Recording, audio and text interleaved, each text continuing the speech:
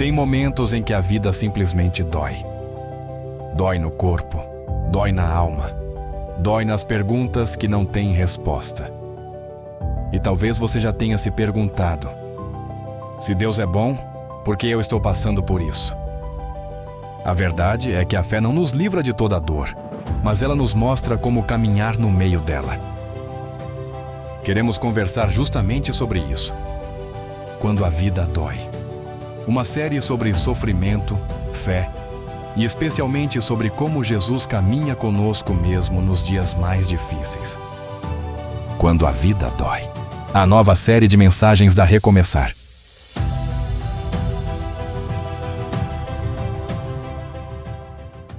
Nesse mês de abril, nós começamos então essa nova série de mensagens chamada Quando a Vida Dói.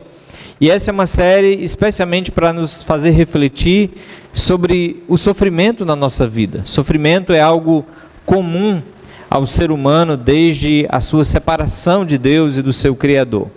E durante essa série que começamos então semana passada, nós estamos então olhando para aspectos diferentes da nossa vida em relação ao sofrimento. Semana passada nós tentamos responder uma pergunta muito importante, que é como nós enxergamos o sofrimento. Todos nós temos sofrimentos, enfrentamos dores na vida, mas algo que não é comum é a maneira como nós enxergamos o sofrimento. Percebemos então que um dos grandes desafios que nós temos, quando a gente fala de sofrimento, é olhar para o sofrimento da perspectiva correta, ou por que não dizer, olhar para o sofrimento da perspectiva de Deus. Falamos então que nós devemos olhar para o sofrimento a partir dos óculos, a partir da perspectiva da grande história de Deus, da grande história da redenção. E você, se estava aqui ou se não estava, vai poder ver, mas se você estava aqui, você deve lembrar que dentro da narrativa bíblica, a narrativa de Deus, ela começa com a criação, e Deus cria todas as coisas perfeitas, e essa criação perfeita, então ela sofre uma queda de perfeição, ela deixa de ser perfeita, ela se torna imperfeita, porque o ser humano decidiu caminhar sozinho, sem o seu Criador. Deus então começa então a sua missão de resgatar a humanidade, de resgatar pessoas. E então ele vai fazer isso por meio de um povo chamado Israel, e ele vai fazer isso mandando um Salvador, que nós sabemos que é Jesus. Jesus vem, ele morre pelo nosso pecado, ele ressuscita para trazer vida, e hoje como igreja nós estamos dando continuidade a essa missão, e logo em breve, logo no futuro, todo o sofrimento ele vai ter um fim. Porque Deus que criou lá no início céus e terra, ele revela na sua palavra que ele vai fazer novos céus e nova terra. Note que essa é uma grande história, e essa grande história ela está revelada na Bíblia. Quando nós olhamos para a Bíblia, essa é a perspectiva que nós devemos olhar para o mundo em sofrimento. Semana passada nós falamos sobre um texto, que nós vamos continuar nele hoje, que não apenas nós seres humanos gememos do sofrimento, mas a própria natureza geme por conta desse efeito queda, por conta dessa separação do seu Criador. Quando nós olhamos para o nosso mundo, nós percebemos a natureza sendo destruída, a natureza se degradando, os seres humanos se destruindo, a criação como um todo gemendo. E quando a gente olha pela perspectiva da grande história de Deus, a explicação é porque Deus criou tudo perfeito, mas houve a queda, houve o afastamento de Deus.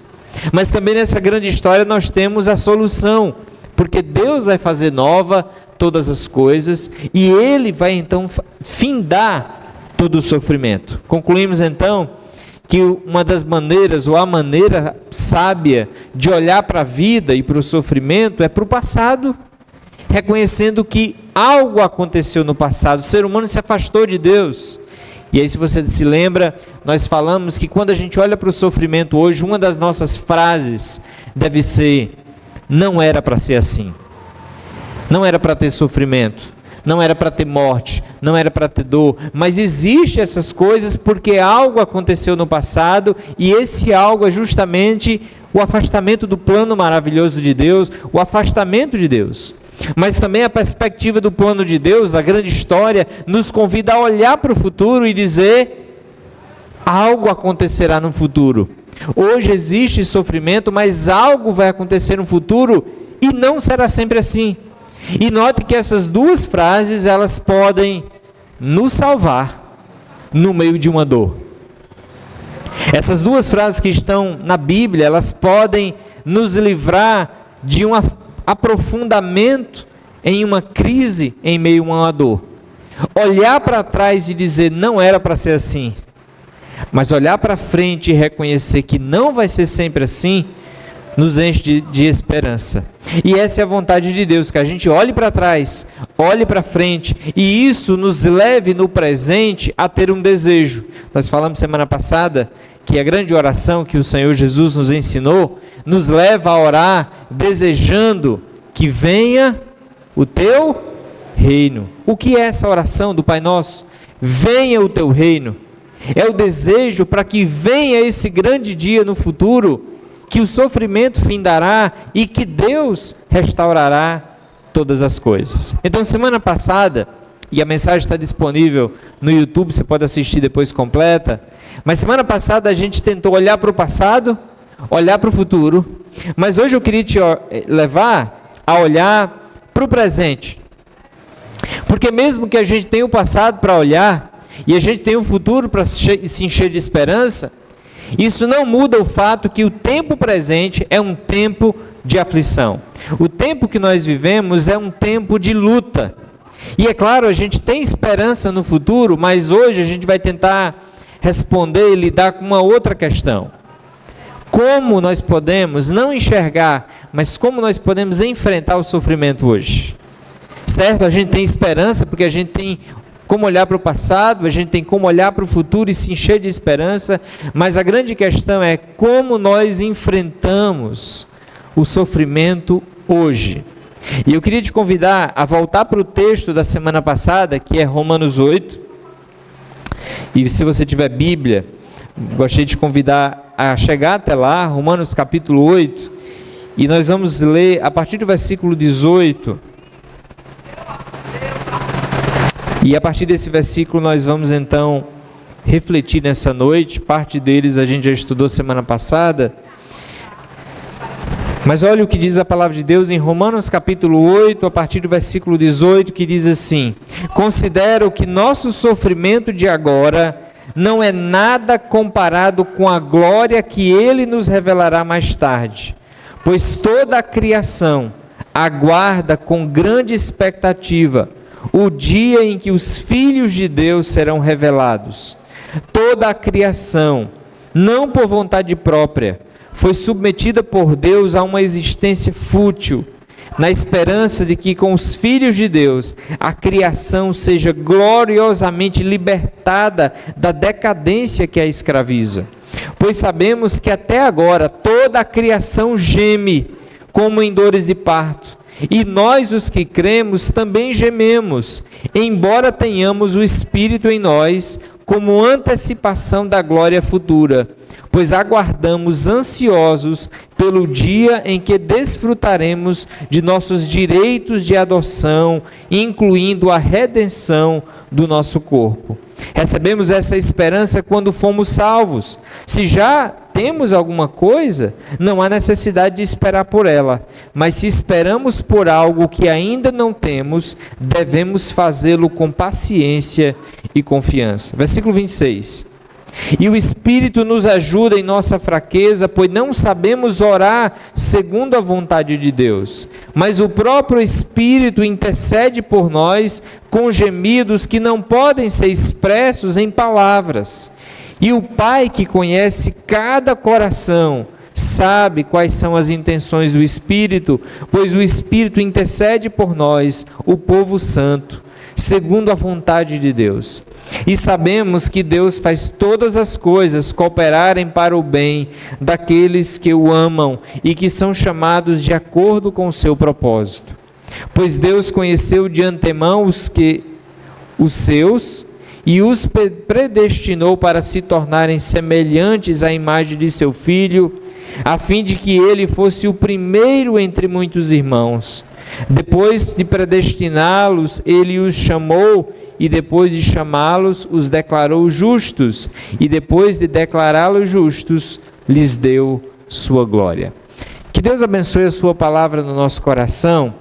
E eu queria te convidar a meditar nesse texto em pelo menos 3 convicções que Deus nos dá nesse texto, que nós precisamos, certezas, que nós precisamos para enfrentar o sofrimento da maneira de Deus.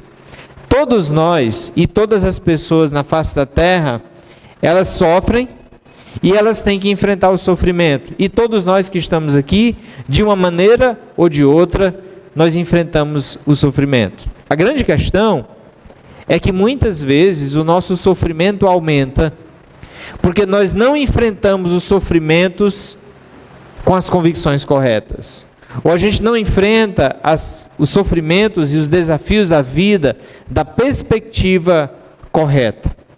E uma das convicções que nós precisamos ter, e esse texto nos mostra isso, que nós precisamos ter para enfrentar o sofrimento, é a convicção que Deus está presente na dor. Nós vivemos em uma sociedade que normalmente sofrimento tem a ver com o afastamento de Deus. Se você está sofrendo, é porque Deus se afastou, Deus não está com você. Só que é interessante porque esse texto de Romanos capítulo 8, ele está falando sobre o sofrimento neste mundo. E ele fala que esse Deus que nós servimos e que nós conhecemos, ele não está distante do sofrimento, mas ele está dentro do sofrimento. Não como causador, mas como um Deus presente. Note o que diz o texto que nós lemos, versículo 26 do capítulo 8. E o Espírito, note, está falando do Espírito de Deus, nos ajuda em nossa fraqueza, pois nós não sabemos orar segundo a vontade de Deus. E aqui ele está falando que nós não sabemos orar de maneira geral na vida, mas note que o contexto é de sofrimento. O Espírito está nos ajudando, porque nós não sabemos orar, a gente passa por lutas, por sofrimentos, e às vezes a gente não sabe como orar, a gente não consegue. E ele diz que o próprio Espírito intercede por nós, ora por nós, mas não ora de qualquer maneira, ora com gemidos que não podem ser expressos em palavras. Eu queria chamar a sua atenção para essa expressão. O Espírito de Deus, o Espírito Santo, ele intercede por aqueles que são dele, com gemidos. E essa expressão gemidos, se você voltar no capítulo 8, você vai perceber que ela já foi repetida pelo menos 2 vezes. Porque Paulo começa falando no versículo 18 em diante que a natureza geme, a natureza sofre, ela geme porque ela está passando por um momento de aflição, de sofrimento. A natureza sofre, a natureza geme. Mais na frente, Paulo vai falar que quem é de Deus também geme, também sofre. E lembre-se da figura de gemido, que Paulo vai usar a figura de uma mulher que está para ter um filho com parto normal. Ela geme, ela está passando por dor, a dor é momentânea. Assim que ela tiver o bebê, o sofrimento vai cessar, mas enquanto esse momento não chega, há um gemido, há uma dor. Então essa expressão gemido, ela é referida à criação que geme, ela é descrita para as pessoas que gemem, mas o interessante é que aqui no versículo 26, quem geme e intercede por nós é o próprio Espírito de Deus. Note que Deus não está longe do nosso sofrimento. Deus está muito perto do nosso sofrimento. Ele inclusive sabe que quando nós passamos por aflições, a gente não sabe orar direito, às vezes a gente pede o que não deveria pedir, ora pelo que não deveria orar, ou às vezes nem consegue orar, a gente só consegue chorar. Mas tem alguém que nos ajuda a orar, que ora por nós, que é o Espírito de Deus. Ele intercede por nós. E não de uma maneira fria, mas note que a expressão está dizendo que o Espírito de Deus, ele está envolvido em um clamor a Deus pela nossa vida, pela nossa caminhada. Ele intercede por nós com gemidos que não podem ser expressos em palavras. Sabe aquela dor que nós muitas vezes sentimos e às vezes a gente não consegue expressar? A ideia aqui é que o Espírito Santo geme por nós, ele intercede a Deus por nós, de uma maneira que não pode ser expressa. Isso aqui é muito interessante porque Isso mostra que o Deus da Bíblia, ele não é um Deus que se afasta do seu povo durante o sofrimento. O Deus da Bíblia é um Deus que caminha com o seu povo no meio do sofrimento. E por incrível que pareça, parece que é num momento de sofrimento que esse Espírito mais geme, mais clama, mais intercede pelo seu povo. Um Deus presente no meio do sofrimento. E note que às vezes a gente não percebe isso. Normalmente, quando a gente está passando por uma luta e uma aflição, qual foi a última vez que você passou uma luta e lembrou assim, não, mas Deus está comigo, o Espírito Santo está intercedendo por mim? A gente se esquece disso. Mas não é porque você se esquece que o Espírito Santo de Deus deixa de interceder pelos seus. O Espírito Santo exerce um ministério constante de intercessão, de oração por a nossa vida. Especialmente nos momentos de dores, de sofrimento. Ele faz isso, quer a gente tenha essa convicção, quer a gente não tenha essa convicção. Agora, o que é que muda? O que muda é que se você tem essa convicção, quando você passar por um sofrimento, ou se você estiver passando por um sofrimento, você pode acalmar o seu coração e lembrar, eu não estou sozinho, eu não estou nem orando sozinho, eu não sei se eu estou orando certo, mas tem alguém intercedendo por mim, e esse alguém é Deus, um Deus que está presente na dor, um Deus que não se afasta do seu povo no meio da dor, um Deus que está presente com ele, um Deus que caminha. Guarde essa convicção. A Bíblia não diz que Deus se afasta dos seus no meio do sofrimento.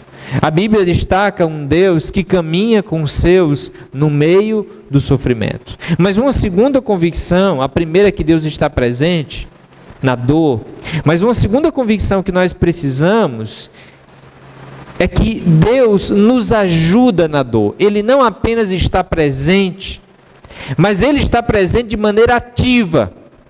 Uma coisa é estar presente, outra coisa é estar presente de maneira ativa. Uma coisa é simplesmente estar lá, outra coisa é estar lá e ajudar, e estar junto, e fortalecer. E eu queria te chamar a atenção para esse versículo, quando vai falar que o Espírito nos ajuda em nossa fraqueza. No momento que nós estamos fracos, no momento que nós estamos passando por lutas, e você deve se lembrar que esse texto de Romanos 8 diz que o sofrimento, a alegria do futuro, ela é tão grande que o sofrimento de hoje não vai se comparar com a alegria que a gente vai ter. Mas não é porque o sofrimento de hoje é pequeno, é porque a alegria de lá que vai ser grande, porque o sofrimento de hoje ele é intenso. Mas note que há um Deus presente e ativo no meio do sofrimento e que nos ajuda em nossa fraqueza. É interessante porque essas questões que esse texto está falando, você, somente com muita percepção e oração, vai conseguir perceber. No Antigo Testamento tem uma história de um profeta que era um grande homem de Deus, e que um exército inimigo veio contra ele e cercou a casa do profeta, com um grande exército. E aquele profeta estava dando trabalho, porque era um profeta fiel a Deus, e então o exército inimigo descobriu que aquele profeta estava dando trabalho. O profeta era alguém que falava a palavra de Deus, e então aquele profeta teve a casa cercada e um exército. Agora, o que é um exército inteiro para um homem? Nada. Como a gente diz aqui no Nordeste, não ia dar nem um caldo. E aí, esse profeta tem um servo chamado Geazi. E Geazi, quando vê aquele exército cercando todo o território, ele fica atribulado, eita, nós estamos mortos. E o profeta está tranquilo. E o profeta faz uma oração: Senhor, abre os olhos do Geazi para que ele veja o que eu estou vendo. E diz que quando Deus abre então os olhos, para que Geazi tenha uma percepção de algo invisível, diz que Geazi vê ao redor daquele grande exército milhares e milhares, um exército 1000 vezes maior de anjos protegendo o profeta. E a história termina, o profeta ficando salvo, mesmo que passando por um aperreio grande. E essa é a imagem que me veio quando eu li esse texto. Às vezes a gente está passando por um momento de fraqueza, e a gente olha fisicamente. Se a gente olhar só com os olhos físicos, a gente não vê o Espírito Santo nos ajudando na nossa fraqueza. Mas essas convicções que nós estamos falando aqui, elas não são vistas com os olhos físicos. A percepção de que Deus está com você na dor, ou é absorvida pela fé, ou ela não será vista dificilmente fisicamente.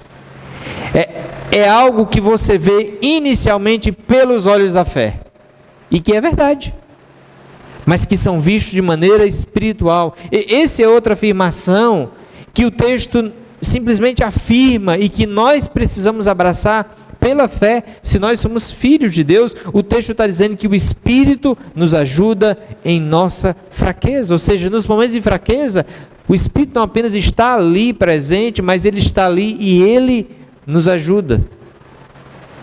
E às vezes a gente acha que é a nossa força, é a nossa sabedoria que está conseguindo vencer o sofrimento.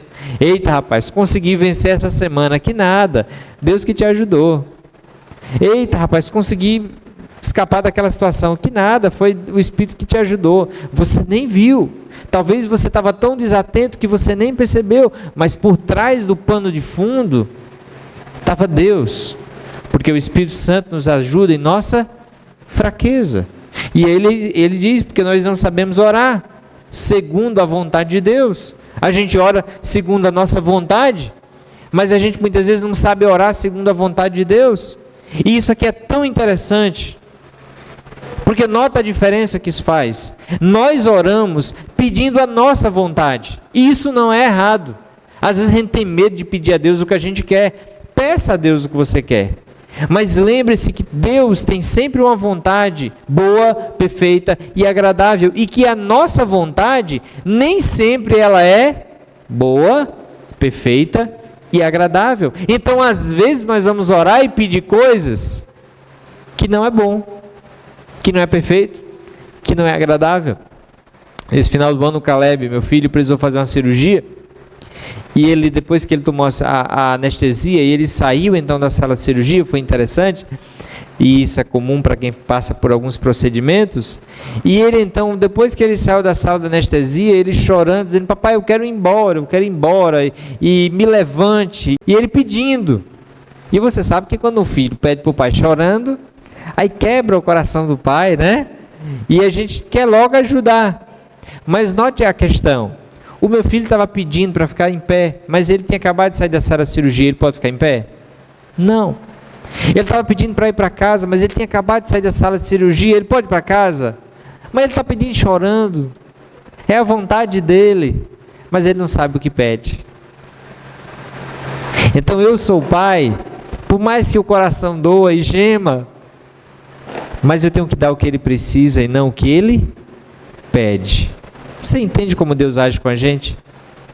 Eu acho, tenho certeza, que se Deus nos desse tudo o que a gente pede, a gente ia estar em confusão, sabia? E graças a Deus que Deus não nos dá tudo o que a gente pede. Porque imagine um pai que faz tudo o que o filho quer, e o filho é imperfeito. A gente brinca, né? Diz que esse menino é criado com quem?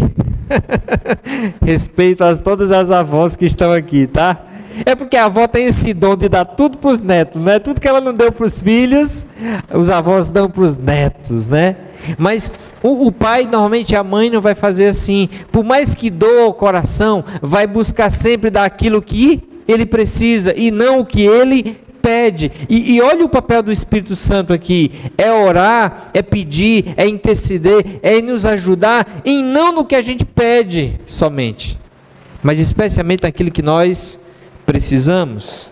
O Espírito nos ajuda em nossa fraqueza. Sempre quando você passar por um sofrimento, lembre-se disso: eu vou colocar diante de Deus a minha vontade, mas se lembre que Deus tem uma vontade que é boa, perfeita e agradável. Por isso, duas coisas a gente não deveria ter medo. Uma delas é dizer: Pai, eu quero isso. Deus, eu queria isso. Eu quero que o Senhor faça isso. Mas a outra coisa é reconhecer: Senhor, Pai, mas eu sei que o Senhor sabe mais do que eu. Então faça a tua vontade. É por isso que na oração do Pai Nosso, Jesus nos encoraja a orar, a não faça a minha vontade, mas faça a tua vontade, porque é a vontade de Deus a que é perfeita, não é a minha. Nós muitas vezes não sabemos orar conforme a vontade perfeita, e é por isso que o Espírito Santo nos ajuda. Então, querido, olhe como essas convicções, elas não tiram a nossa dor, mas elas nos ajudam a enfrentar com uma perspectiva totalmente diferente. Deus não está longe no sofrimento, Ele está presente. Deus não está inativo, Ele está agindo na dor, Ele está agindo no sofrimento, nos ajudando. E por fim, e a terceira convicção, e essa eu queria chamar ainda mais a sua atenção, é que Deus não apenas está presente e ativo, mas Ele transforma a nossa dor. E essa aqui já é uma grande diferença entre nós e Deus. Porque quando nós estamos passando por um momento de dor, qual é a nossa maior vontade? Quando você passa por um momento de dor, qual é a sua maior vontade? Nós dizemos na época que as pessoas mais tomam remédio para dor. Até criança. Sentiu qualquer dorzinha, remédio. Nós não queremos sentir nenhum tipo de dor. Nenhum tipo de dor. Antigamente, quando não tinha tanto nesse negócio de remédio, alguém sentia uma dor de cabeça, pedia oração. Pessoal, ora aí pela minha dor de cabeça. Hoje ninguém mais nem ora, toma logo um comprimido e resolve. Nós não queremos sentir nenhuma dor. E quando a gente passa por uma dor, o que a gente mais deseja, e eu não sou diferente de vocês, pelo menos o que eu mais desejo é que aquela dor passe. Só que nota que Deus é diferente. Deus deseja que aquela dor nos transforme. Deus deseja produzir transformação por meio da nossa vida, por meio daquela dor na nossa vida. E aqui eu queria te chamar a refletir em profundidade um dos textos mais conhecidos, mas também um dos textos mais distorcidos, que é Romanos 8:28. E sabemos que Deus faz todas as coisas cooperarem para o bem daqueles que o amam e que são chamados de acordo com o seu propósito. O texto começa dizendo que Deus faz. Quem é que faz? Deus. Não é eu, não é você, Deus faz. E lembre-se, esse texto é dado num contexto de sofrimento. No meio do sofrimento, Deus faz.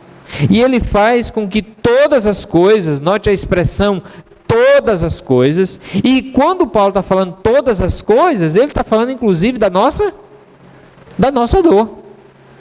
Ele está dizendo que Deus faz em todas as situações, em todas as coisas, inclusive nas dores. Deus faz. Faz o quê? Faz cooperar para o bem.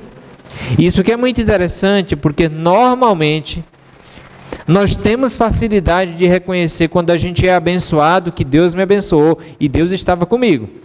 Nós temos facilidade quando a gente ganha um presente, quando a gente compra uma casa, quando a gente compra um carro, quando a gente ganha qualquer coisa, a gente diz: Pai, eu sou um cara abençoado por Deus, Deus está comigo.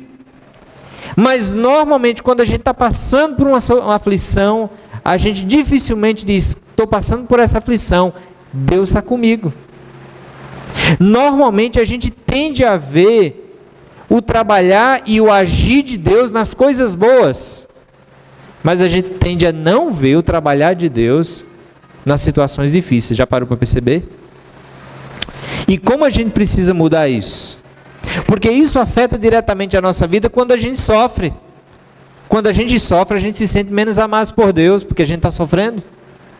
Quando a gente sofre, a gente se sente como se Deus estivesse nos castigando, porque eu estou sofrendo. Mas nota que Deus não trabalha só por meio das bênçãos. Deus trabalha também com o não. O não de Deus também é bênção. Deus não é o autor do mal, entenda, a gente já descobriu que não era para ser assim, mas Deus é tão grandioso que o mal na presença de Deus não é desperdiçado. Ele aproveita não apenas as coisas boas, mas ele usa as situações difíceis dessa vida para cooperar para o bem. E é muito interessante porque só quem faz isso é Deus. Porque o mal é mal, mas Deus tira das situações difíceis, das situações dolorosas, transformações boas. Transformações boas. Então o texto vai dizer que Deus faz com que todas as coisas cooperem para o bem. Eita! Aqui a gente lê tão rápido esse texto que a gente nem compreende a profundidade dele. Mas eu queria chamar a sua atenção para o que a Bíblia está dizendo, o que Deus está dizendo, é que na vida daqueles que amam a Deus, Deus tem um compromisso de toda situação, Ele vai fazer, Ele vai trabalhar com aquilo dali, para que aquilo dali no final gere um bem. Ou seja, Deus Ele vai usar situações difíceis e dolorosas para o nosso benefício. Então, quem caminha com Deus e quem tem um relacionamento íntimo com Deus, as situações difíceis serão também transformadas em bênção, por mais que seja difícil de ver. Ou seja, não serão apenas as coisas boas, que são bênçãos de Deus, mas Deus vai transformar até situações difíceis em benefício. É isso que quer dizer, Deus faz todas as coisas cooperarem para o bem. Agora, o que não significa isso? Porque muita gente entende de maneira muito errada essa promessa. Deus vai fazer tudo cooperar para o bem, então não vou ter nenhum problema. Não. O que o texto não diz? Bem, o texto não diz que tudo é bom e que tudo é bem. Se você lê o texto com atenção, o texto diz que Deus faz tudo cooperar para o bem, para o bom. Mas Deus não está dizendo que tudo é bom. Quebrar um braço não é bom. Perder alguém não é bom. É? A morte de alguém é algo bom? Lidar com uma doença terminal não é algo bom. Passar por uma enfermidade, ter conflitos no casamento, não é algo bom. Essas coisas são efeitos da queda, elas não eram para existir, não era para ser assim.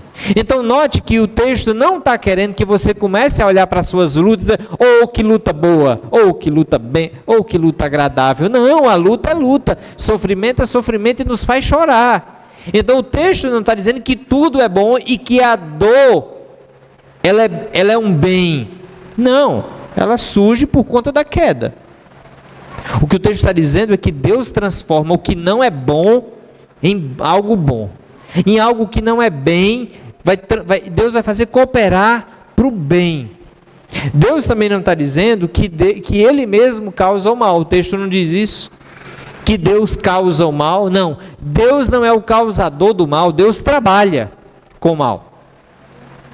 Deus pega o mal e transforma. Deus pega a dor e transforma. Deus pega a luta e transforma. Mas Deus não causa.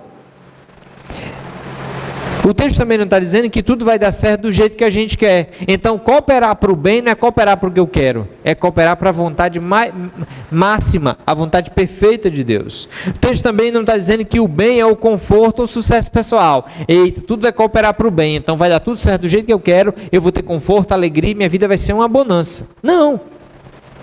O texto não garante isso. E o texto também não diz que quem ama a Deus não sofre. O que Deus diz é que quem ama a Deus sofre, mas a grande diferença, e aqui eu queria chamar a sua atenção, é que a grande diferença é que quem ama a Deus e quem tem um compromisso com Deus, essas pessoas, o sofrimento delas tem propósito. E o propósito é bom. O sofrimento não é bom em si, mas ele tem um propósito bom. Então, no final das contas, a gente vai olhar para o sofrimento e para a dor e dizer, Deus foi muito bom. O sofrimento foi grande, mas valeu a pena. É isso que o texto está dizendo quando ele diz: e sabemos que todas as coisas cooperam para o bem daqueles que o amam e daqueles que são chamados de acordo com o seu propósito. Deus está dizendo que o mal existe, o sofrimento existe, mas aqueles que amam a Deus, tem Deus presente, tem Deus ajudando e tem Deus transformando o sofrimento, que é algo doloroso, em algo bom, algo ruim em algo proveitoso. Só Deus faz isso. Só Deus faz isso. E note que aqui também envolve fé, porque no meio do sofrimento a gente não vê coisas boas. Dificilmente, né? Quando a gente passa por um luto, quando a gente passa por uma perda, quando a gente passa por uma discussão, quando a gente passa por um conflito com os filhos, quando a gente passa por um conflito conjugal, quando a gente perde alguém que a gente ama, como é que a gente enxerga algo bom? Dificilmente, às vezes, a gente consegue enxergar. Às vezes a gente consegue. Mas na maioria das vezes, eu diria, a gente olha para a dor e a gente só vê dor. Mas note o que Deus está nos chamando. A entender que se nós temos um relacionamento com Jesus, nós podemos, pelos olhos da fé, ter uma convicção. Eu não estou vendo, mas Deus está trabalhando.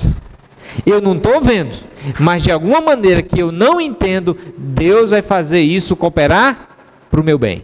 Deus vai transformar o mal em algo bom. Deus é especialista em transformar tragédias em triunfo. E Ele faz isso na vida do seu povo. Agora note uma coisa, porque esse termo faz um zoom, dá uma ênfase que nós precisamos entender. Porque note, nenhuma dessas coisas a gente faz. Quem é que faz? O texto começa dizendo que Deus faz. Tudo que a gente está falando aqui, quem é que faz? É Deus. O que é que a gente precisa fazer?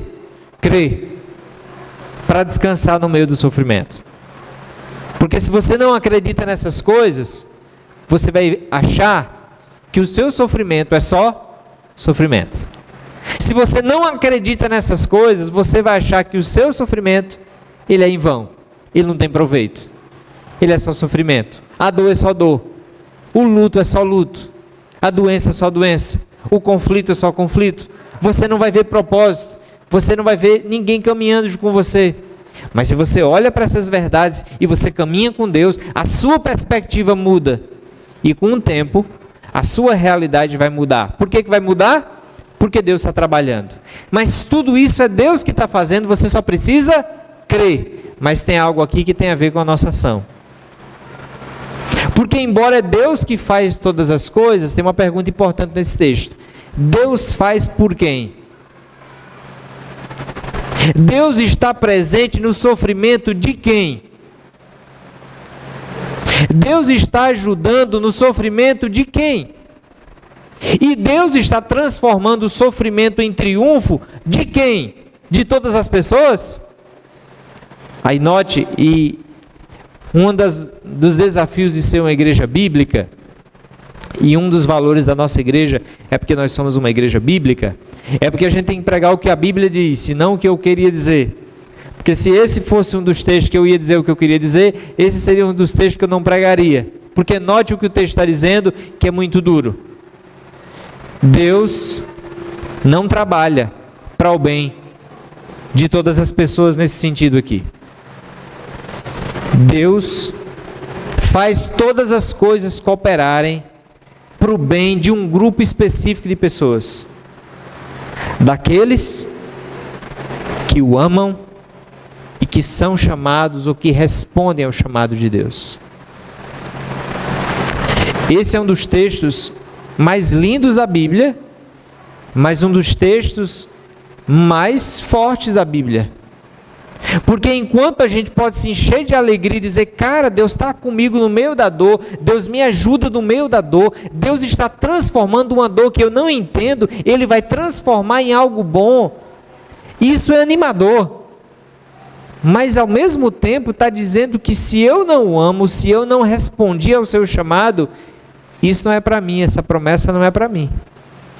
Porque esse cuidado de Deus é com aqueles que o amam e que respondem ao chamado dele. Que chamado? O chamado de Jesus. Jesus chama pessoas e diz: vinde a mim, todos vocês, sigam-me, entregue a sua vida a mim. João 1, versículo 12, todos aqueles que receberam o poder de serem feitos filhos. Ou seja, para quem é essa promessa? É para quem tem intimidade com Deus como um pai, é para quem é um filho amado, é para quem caminha com Jesus, para quem tem um relacionamento com Jesus. Se eu amo Jesus, se eu caminho com Jesus, isso é para mim. Mas se eu não tenho ainda um relacionamento com Jesus, eu não posso ter essa convicção. Então isso aqui deve nos fazer refletir como está a nossa vida com Jesus. Porque note, se nós não estamos caminhando sozinhos, nós estamos caminhando com Jesus e nós o amamos, a gente está caminhando com Ele. Ele é o nosso Pai. E aqui talvez você diga: mas como é que pode? Não faz sentido. Deus não deveria fazer isso por todos? E aqui deixa eu fazer uma ilustração. Na Bíblia, Deus é descrito como um pai. E a relação que Ele deseja ter com a gente é uma relação de filhos. O que é um filho? Não é apenas alguém que foi feito, gerado pelo pai, mas é alguém que desfruta de um relacionamento de filho. E aqui, se você é pai ou mãe, pensa e responda só na sua cabeça aí: você cuida dos filhos dos outros da mesma maneira que você cuida dos seus? Cuida? Cuida? Não. Você exorta os filhos dos outros da mesma maneira que você exorta os seus?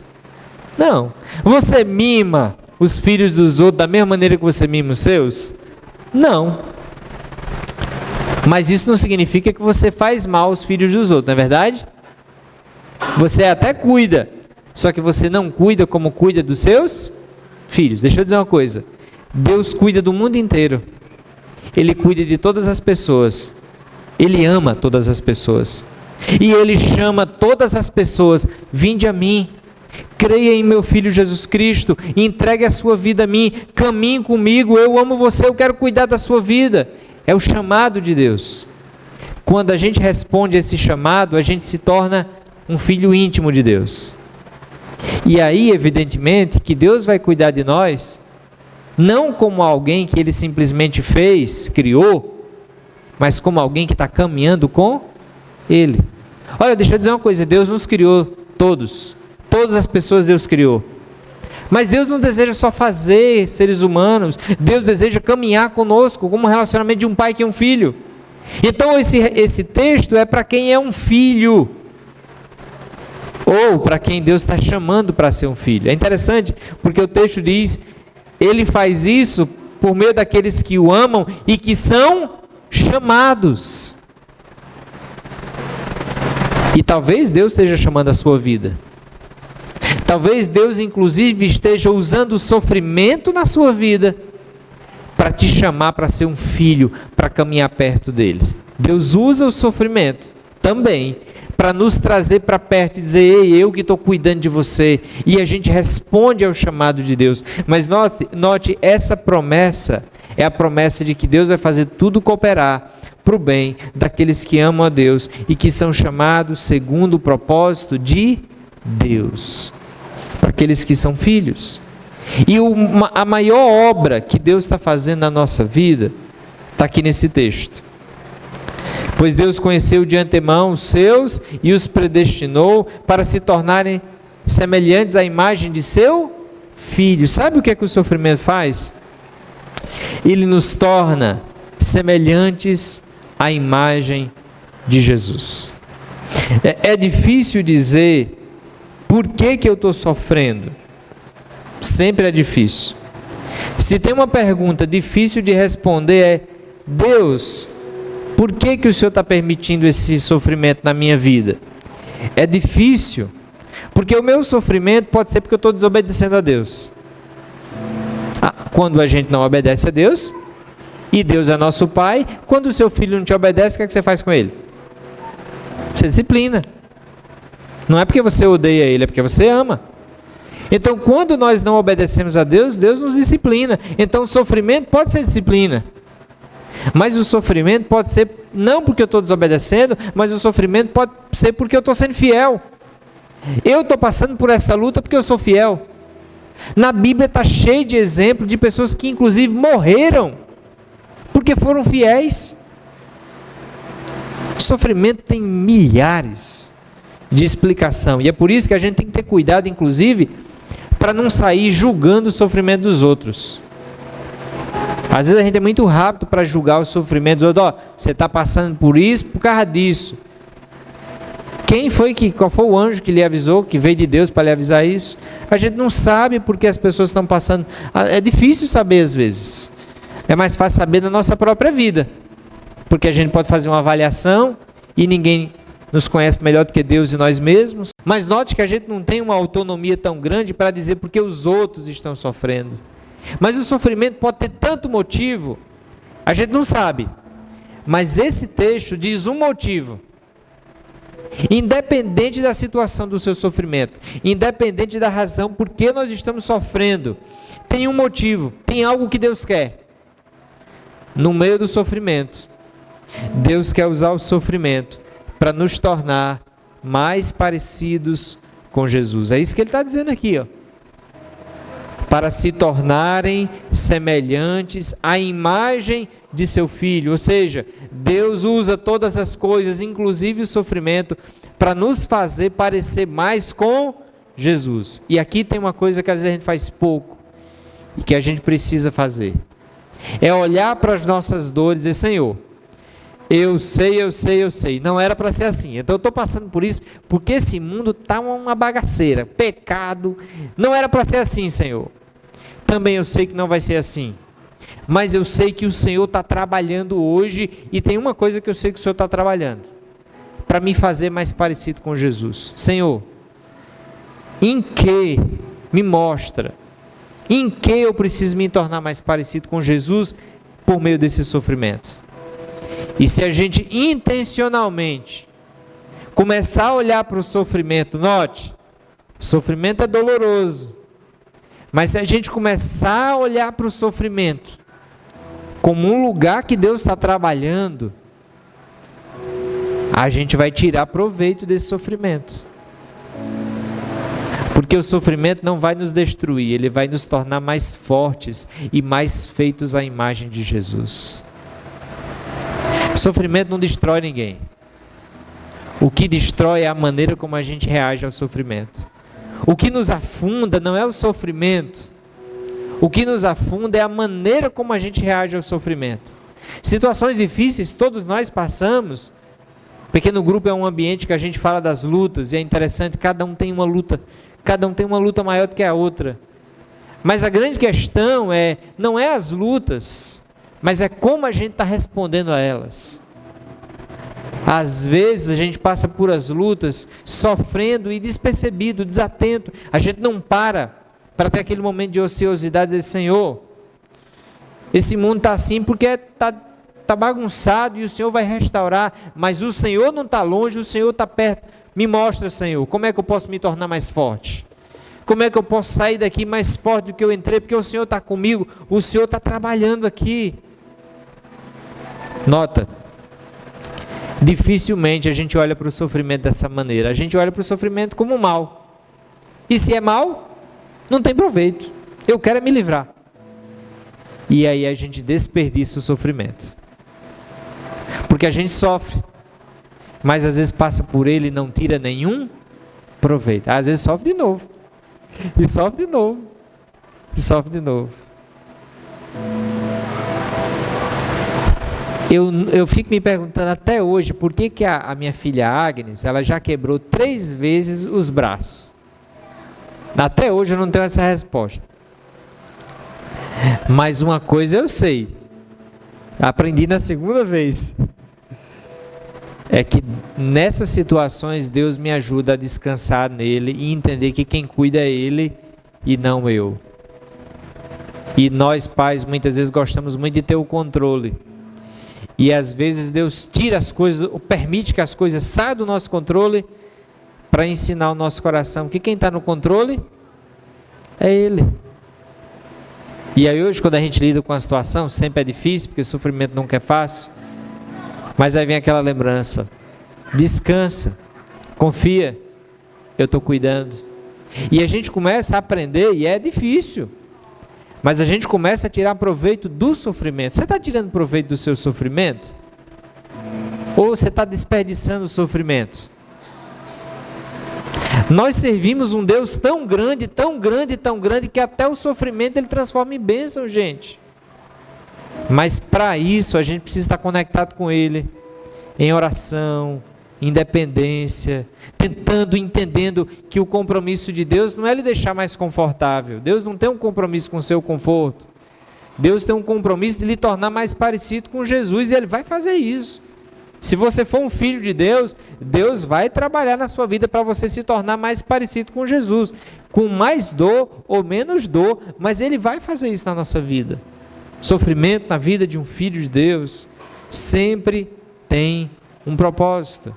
O grande problema é que às vezes essa falta dessas convicções de que Deus está presente, de que Deus está me ajudando e que Deus está transformando, e Ele pode transformar o meu sofrimento em bênção, me leva a desperdiçar o sofrimento. Pior, o sofrimento muitas vezes nos leva para longe de Deus. Sabe aquela ideia?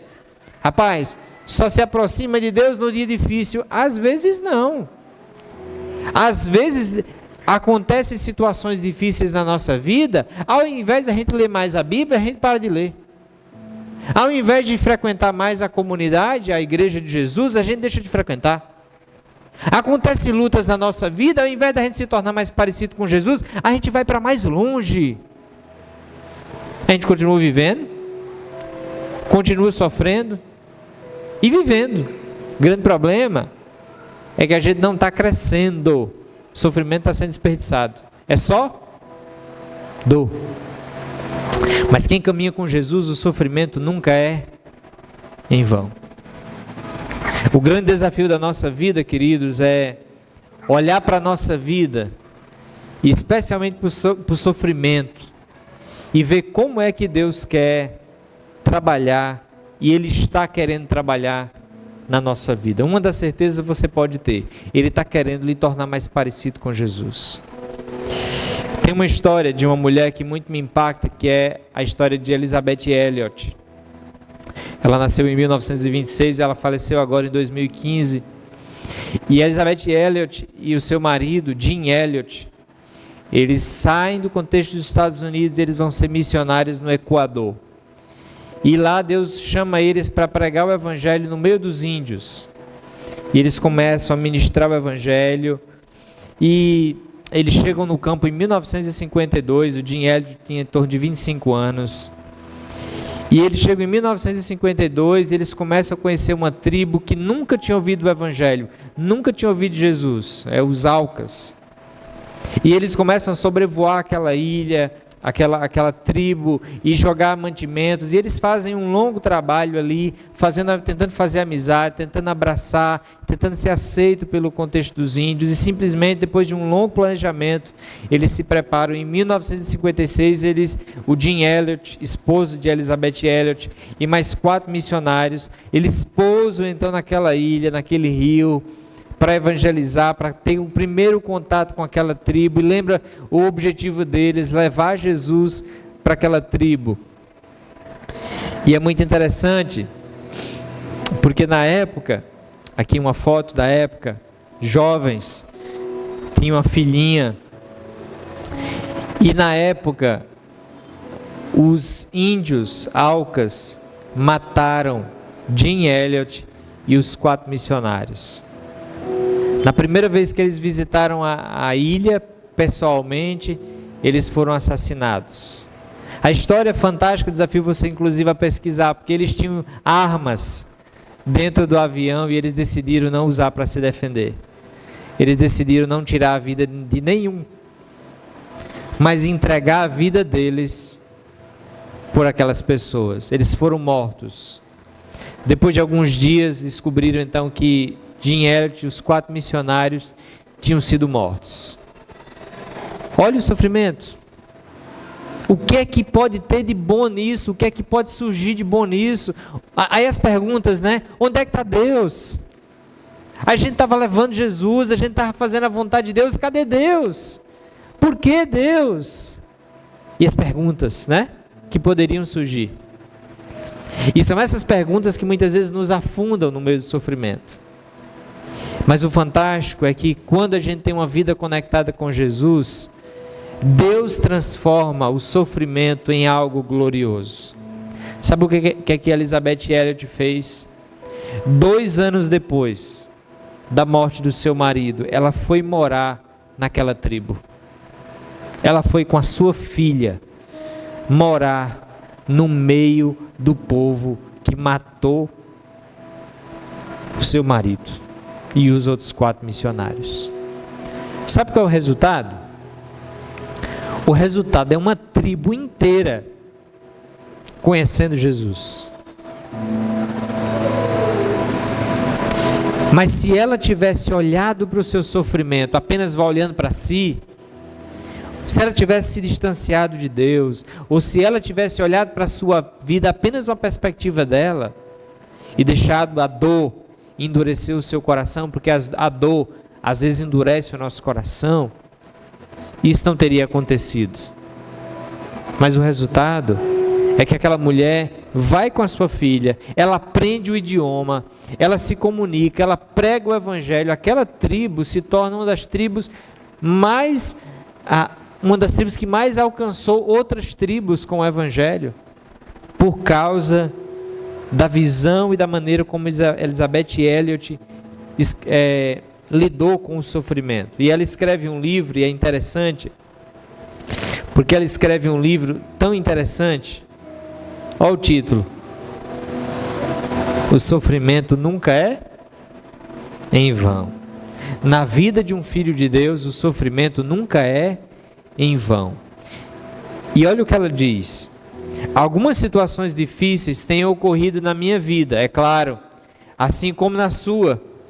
E eu não posso lhe dizer ser exatamente aquilo pelo que você está passando, mas eu posso afirmar: conheço aquele que sabe. Deus sabe o que você está passando. E ela diz: eu cheguei à conclusão de que foi por meio do sofrimento mais intenso que Deus me ensinou as lições mais profundas. E se confiarmos nele dessa forma, podemos chegar à segurança inabalável de que Ele está no comando. E aí é a frase mais linda dela que eu acho. Deus tem um propósito amoroso, e Ele pode transformar algo terrível em algo maravilhoso. O sofrimento nunca é em vão. Aqui, essa frase de Elizabeth Elliot deve nos fazer responder uma pergunta: o que será que Deus quer fazer por meio da sua dor? Você tem dores, você tem desafios, você tem lutas, mas a grande questão é: o que Deus quer fazer por meio da sua dor? Essa é uma pergunta que a gente tem que levar para casa. Porque note, a sua dor, que às vezes a gente só vê como dor, pode ser algo que Deus quer usar para transformar. Mas a grande questão é que às vezes a gente não faz a pergunta certa no meio da dor. Quando a gente está passando por uma dor, normalmente a gente faz a pergunta: por que Deus? Por que Deus? Por que eu estou passando por isso? E essa pergunta por quê, ela tem a ver com a busca de respostas. Quando a gente faz essa pergunta por quê, a gente está atrás de respostas.